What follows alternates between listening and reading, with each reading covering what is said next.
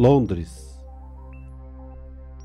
Ao lado de Nova York, Tóquio e Paris, é uma das mais radiantes cidades do planeta, além de um dos maiores, mais importantes e mais influentes centros financeiros do mundo. O centro da cidade abriga a sede de mais da metade das 100 melhores companhias do Reino Unido e mais de 100 das 500 maiores da Europa, de maneira que faz forte influência na política, nas finanças, na educação, no entretenimento, na mídia, moda, arte e cultura em geral, o que contribui para a sua posição global. Mas, como uma das cidades mais afetadas por bombardeios nas guerras do século XX, tornou-se essa potência global? Qual é o segredo do desenvolvimento urbano que mudou a própria essência desta cidade extraordinária?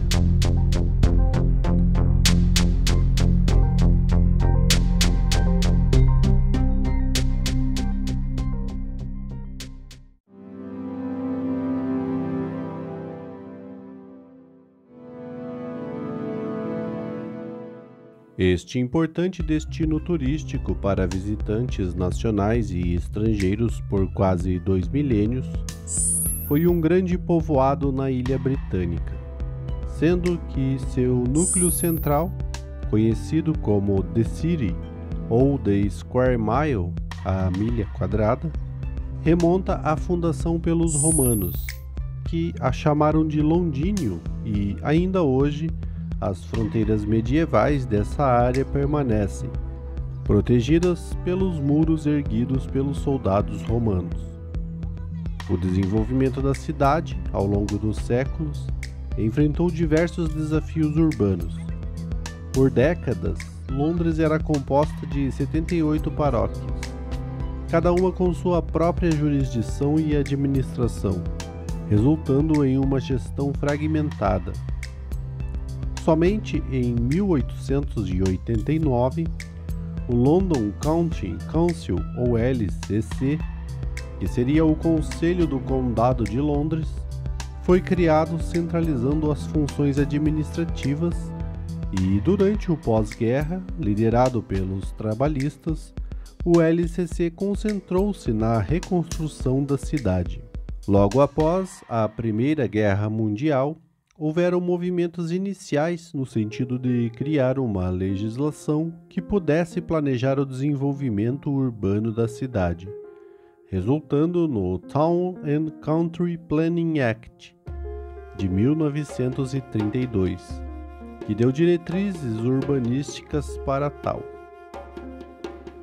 Contudo, com o estouro da Segunda Guerra Mundial, tais medidas foram adiadas, retomando com a elaboração do Plano do Condado de Londres de 1943, que foi uma resposta às devastadoras consequências da Segunda Guerra, e inicialmente era desprovido de funções de planejamento urbano, mas gradualmente evoluiu para abranger a reconstrução na cidade, conforme estabelecido na Lei de 1932.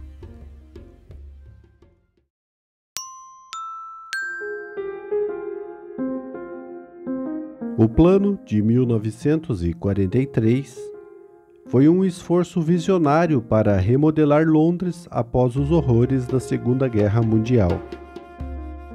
Este plano abrangente tinha como objetivo principal respeitar a estrutura existente da cidade, enquanto introduzia melhorias significativas. Ele abordou questões como o congestionamento de tráfego, áreas residenciais deterioradas e falta de espaços verdes. Coordenado pelo arquiteto-chefe do Conselho, J.H. Forshaw, com a assessoria de Patrick Abercrombie, o plano ofereceu aos líderes políticos uma visão abrangente das medidas urbanas para Londres. Seu escopo e formulações tiveram grande influência em planejadores de diversos países, e a significativa participação de Abercrombie no plano é nítida na literatura e reforçada quando analisamos sua biografia. Patrick Abercrombie nasceu em 1879 na Irlanda. Teve sua carreira associada ao desenvolvimento do planejamento urbano na Inglaterra. Em 1909, com o apoio de W. H. Lever, Abercrombie foi transferido para o Departamento de Planejamento Urbano na Universidade de Liverpool. Lá tornou-se editor da primeira revista de planejamento urbano da Inglaterra, a Town Planning Review, desempenhando um papel significativo na disseminação e discussão do planejamento urbano. Ao longo de sua carreira, Abercrombie foi membro de várias associações profissionais e esteve envolvido em discussões cruciais sobre o planejamento urbano. Seus primeiros artigos refletiam elementos presentes em seus planos posteriores, incluindo a adaptação da metodologia de pesquisa proposta por Patrick Geddes e a distinção entre o crescimento natural e o desenvolvimento planejado das cidades. Abercrombie defendia uma abordagem técnica para a pesquisa urbana e estabelecia a importância da compreensão da evolução da cidade para o planejamento futuro, usando uma metodologia para o planejamento que fora desenvolvido ao longo dos anos, e influenciada por três correntes de pensamento de design urbano. A primeira era baseada em Camilo Sitti, cujas ideias foram um tema de vídeo aqui do canal. A segunda era o movimento da cidade monumental, que, de acordo com o geógrafo, urbanista e cientista social Peter Hall, era um movimento em que se manifestou dentro de diferentes circunstâncias econômicas, sociais, políticas e culturais.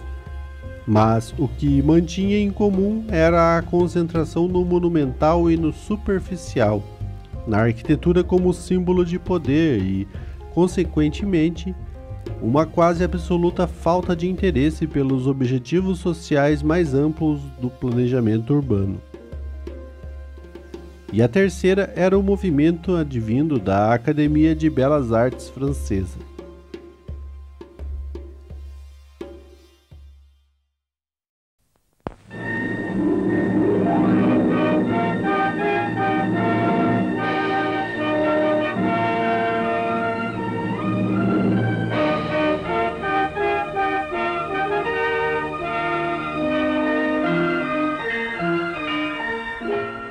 O plano para o Condado de Londres era composto de um preâmbulo e 14 capítulos que abordam os aspectos físicos do condado. 4 anexos que detalhavam os dados por bairros, além de uma lista de plantas e pesquisas não publicadas devido a questões de segurança nacional. O preâmbulo sintetiza as questões tratadas no plano, destacando a preocupação em respeitar a estrutura e a localização das atividades existentes em Londres, mantendo um caráter distintivo dos bairros e fortalecendo suas identidades visuais. O plano visava preservar os bairros de Londres dos congestionamentos de tráfego e reconstruí-los quando necessário, especialmente após a guerra. Foi proposto um planejamento abrangente que incluía a localização de novas moradias, a reorganização do tecido urbano e a criação de espaços livres em todo o condado. Os principais defeitos identificados foram o congestionamento de tráfego, áreas residenciais deterioradas e a falta de espaços livres adequados. Além da mistura indiscriminada de usos, a falta da qualidade arquitetônica em habitações e problemas no sistema ferroviário.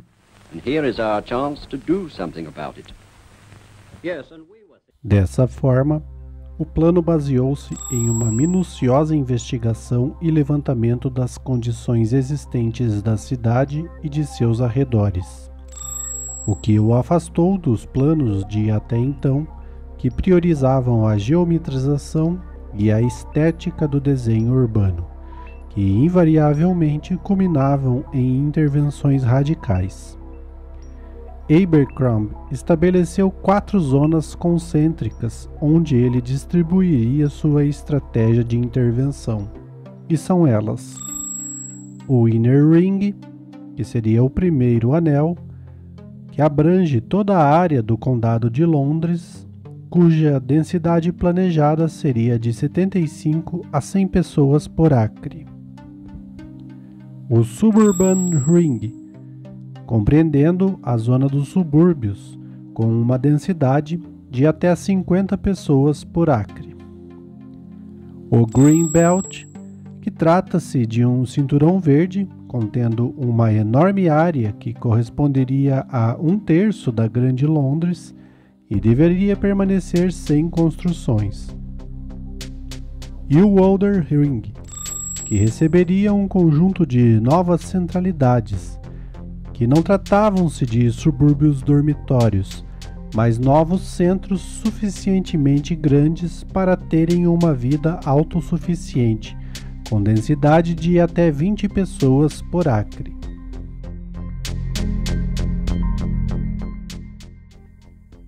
As propostas do plano, em sua maioria setoriais, foram articuladas de forma a atender aos papéis que a cidade desempenha, a saber, Londres como uma comunidade, Londres como uma metrópole e Londres como um mecanismo, determinando uma concepção clara da cidade e da qualidade de vida desejada.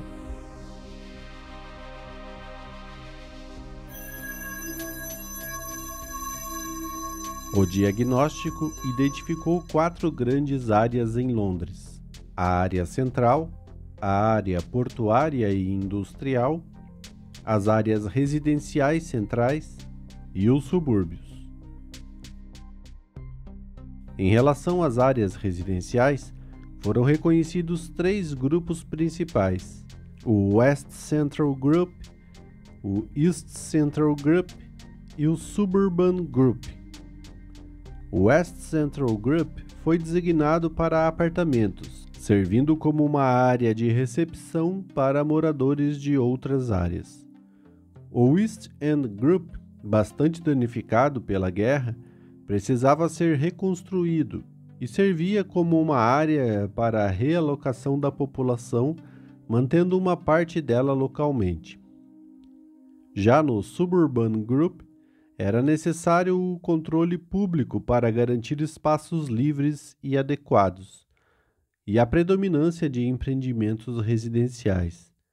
Para alcançar a quantidade necessária de espaços livres, cerca de 500 a 600 mil pessoas precisaram ser relocadas das áreas mais centrais.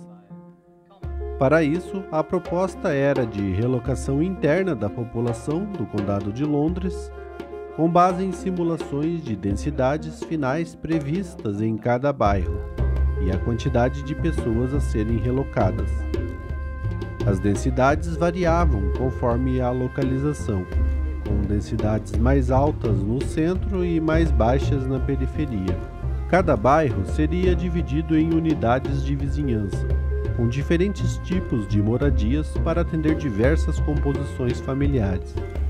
Os espaços livres incluiriam praças, jardins comunitários e áreas esportivas, com parques menores conectando toda a cidade.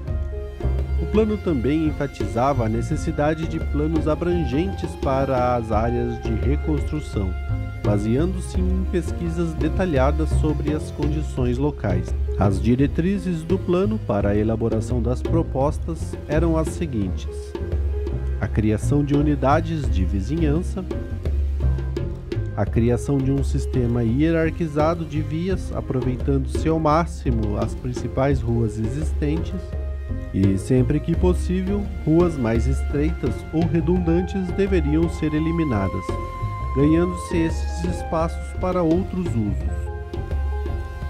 A segregação de uso industrial em determinados trechos de área, demolindo as indústrias localizadas no interior das áreas residenciais, a construção de novas habitações com diversas tipologias, que variavam de casas assobradadas a apartamentos em prédios de 2, 3, 4 ou até 10 andares, privilegiando-se a construção de moradias individuais e residências agrupadas no entorno de pequenas praças ou em ruas arborizadas. O comércio deveria ser localizado em centros compactos, com acesso por ruas de serviço e com áreas para estacionamento. E em cada unidade de vizinhança haveria uma área com comércio local. E em cada bairro, um centro comercial diversificado. Escolas elementares seriam implantadas em cada unidade de vizinhança. Igrejas, assim como edifícios históricos e pubs, deveriam ser mantidos preferencialmente onde estavam localizados e suas construções preservadas. Já os centros comunitários seriam constituídos no centro de cada unidade.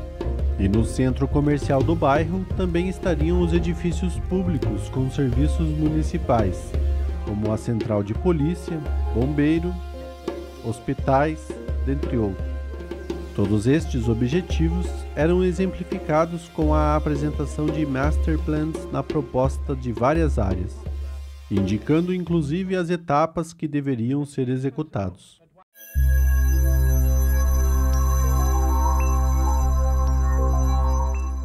Sob a perspectiva de metrópole, o plano para Londres enfatizava seu caráter monumental e imperial, focando na área central da cidade. Essa região era predominantemente não residencial, com uma proposta para demolir edifícios residenciais existentes e concentrar atividades específicas em diferentes sub-áreas, como o centro do governo, comércio, serviços e lazer. O plano também visava resolver problemas de tráfego, propondo uma área de acesso restrito no centro e a construção de um sistema circular de vias para contorná-lo, com acesso limitado às principais vias radiais. A proposta também incluía a construção de ruas de atravessamento orientadas nos pontos cardeais, algumas em túneis e outras elevadas, conectando o sistema circular ao segundo anel viário de tráfego rápido na periferia. Houve uma preocupação com a paisagem urbana, planejando pontos focais para criar perspectivas visuais. Além disso, o controle urbanístico nas áreas de reconstrução seria realizado por meio de layout tridimensional.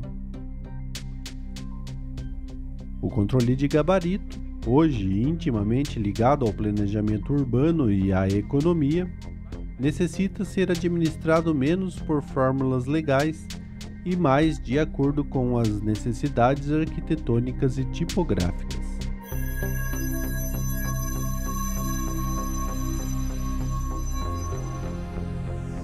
Na época da elaboração do plano, Londres era vista como uma máquina de transporte, motivo pela qual ficou reconhecida e forjou o termo mecanismo, para designar um de seus papéis essenciais. Neste sentido, o plano viário visava lidar com várias questões, incluindo o aumento do tráfego de veículos, a separação entre tráfego local e tráfego rápido, a redução de acidentes e a preservação dos bairros livres do tráfego de fluxo rápido, além de oferecer rotas alternativas. Houve esforços para conectar os 16 distritos metropolitanos às rodovias, enquanto as vias radiais serviriam para ligar os parques e seriam desenvolvidas como avenidas parque. Recomendações também foram feitas para o transporte ferroviário, incluindo a implantação de um anel ferroviário para transporte de carga, ligando áreas de estocagem, mercados e docas. O plano também abordou obras viárias necessárias e a instalação de infraestrutura e equipamentos públicos, como hospitais.